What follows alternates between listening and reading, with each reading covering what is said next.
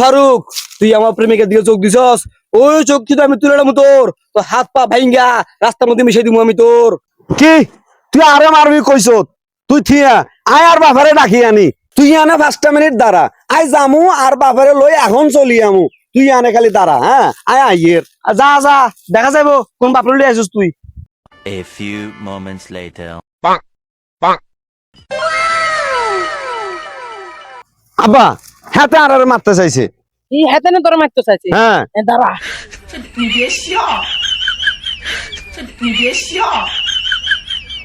আব্বা আন্নার চশমা। দে।